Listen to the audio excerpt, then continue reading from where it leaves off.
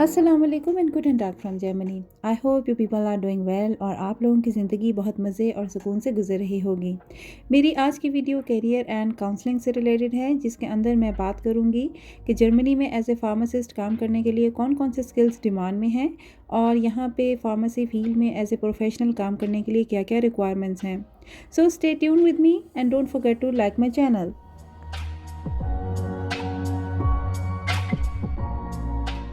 Video के first हिस्से में मैं जर्मनी में एज ए फार्मासिस्ट काम करने के लिए मिनिमम रिक्वायरमेंट्स के बारे में बात करूंगी, जिसके अंदर मैं आपकी क्वालिफ़िकेशन, डॉक्यूमेंटेशन और इससे रिलेटेड पॉइंट्स के बारे में बात करूंगी। तो सबसे पहले मैं स्टार्ट करूंगी एजुकेशनल क्वालिफ़िकेशन के साथ, जिसके लिए आपके पास बैचलर्स ऑफ फार्मेसी या मास्टर्स ऑफ फार्मेसी की डिग्री ज़रूरी है। इसके अलावा यहाँ पे लैंग्वेज का होना बहुत ज़रूरी है, स्पेशली ऐसी फील्ड में जहाँ पे आपका ताल्लुक़ डायरेक्ट जनरल पब्लिक के साथ है। तो इस फील्ड में आने के लिए आपकी जर्मन लैंग्वेज इतनी अच्छी होनी चाहिए कि आप ना सिर्फ लोगों से बासानी बात कर सकें, बल्कि पेशेंट्स की हिस्ट्री के मुताबिक इनको मेडिकेशन भी प्रिस्क्राइब करके दे सकें।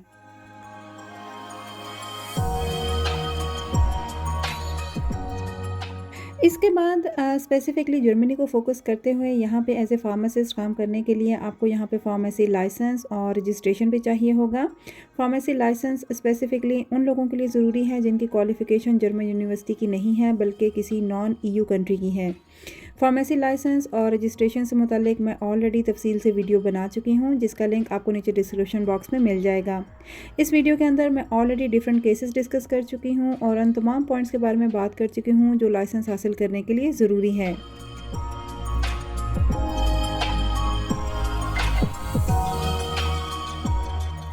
इसके अलावा एज ए फॉरेनर ऑब्वियसली आपको वर्क वीज़ा चाहिए होगा, जो कि वीज़ा सेक्शन 18A या 18B के तहत ज़रूरी है। वर्क वीज़े के बाद मैं बात करूंगी प्रोफेशनल लायबिलिटी इंश्योरेंस के बारे में, जिसको जर्मन लैंग्वेज में बेरूफ हाफ फ्लिश्ट फिजिशरूम, जो कि यहाँ पे किसी भी किस्म के लायबिलिटी क्लेम को कवर करने के लिए ज़रूरी है। लेकिन ये इंश्योरेंस अपना बिज़नेस करने वालों के लिए या एंटरप्रेन्योर्स के लिए ज़रूरी है। अगर आप किसी कंपनी में एज ए फार्मासिस्ट एम्प्लॉयड हैं तो आपको डायरेक्टली इस इंश्योरेंस की ज़रूरत नहीं है।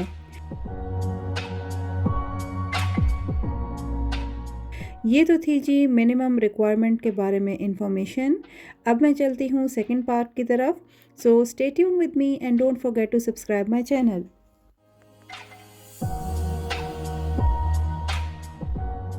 वीडियो के सेकंड हिस्से में मैं जर्मनी में फार्मासिस्ट के लिए इन डिमांड स्किल्स की बात करूंगी। ये स्किल्स स्पेसिफिकली फार्मेसी फील्ड से रिलेटेड हैं, जिसके अंदर आपको क्लिनिकल, टेक्निकल और इंटरडिसिप्लिनरी फील्ड दरकार हैं। जैसा कि आप जानते हैं कि फार्मासिस्ट हेल्थ केयर सिस्टम में अहम रोल प्ले करते हैं। Pharmacy as a professional field बहुत वास्ट फील्ड है, जिसके अंदर कई किस्म की स्पेशलाइजेशंस और सब फील्ड्स मौजूद हैं, जैसे कि clinical pharmacist, hospital pharmacist, community pharmacist and so on. लेकिन यहाँ पे मैं फार्मेसी फील्ड से रिलेटेड एज ए होल बात करूँगी। बाकी स्पेशलाइजेशन आपके पर्सनल इंटरेस्ट और अपॉर्चुनिटी पे डिपेंड करता है।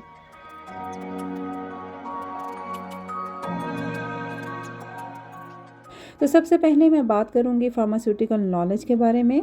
आपके पास फार्मास्यूटिकल साइंस की अच्छी नॉलेज होनी चाहिए, जिसके अंदर ड्रग इंटरेक्शन, मेडिकेशन मैनेजमेंट और डोजेज फॉर्म जैसे स्किल्स शामिल हैं। इसके अलावा आपके पास डिस्पेंसिंग स्किल भी होने चाहिए, जिसके अंदर आपको डोजेज की कैलकुलेशन और पेशेंट्स को मेडिकेशन प्रिस्क्राइब करने का स्किल शामिल है।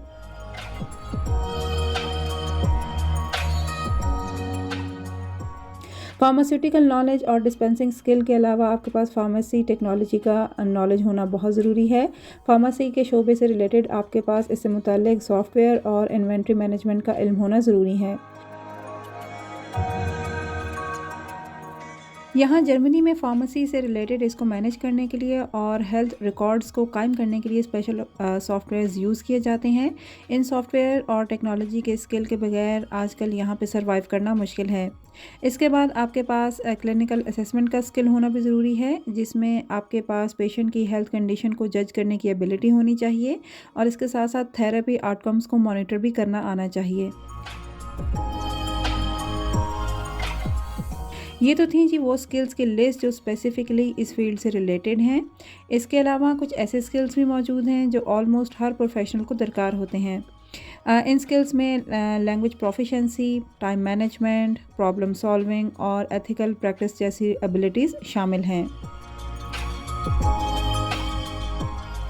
ये तो थी जी मेरी आज की वीडियो। मैं उम्मीद करती हूँ कि आज की वीडियो आप लोगों के लिए हेल्पफुल साबित होगी। Please like and subscribe my channel and give your valuable feedback in the comment section below. इंशाल्लाह मुलाकात होती है नेक्स्ट वीडियो में एक नए टॉपिक के साथ। अपना बहुत ख्याल रखिएगा और मुझे दुआओं में याद रखिएगा। तब तक के लिए अल्लाह हाफ़िज़।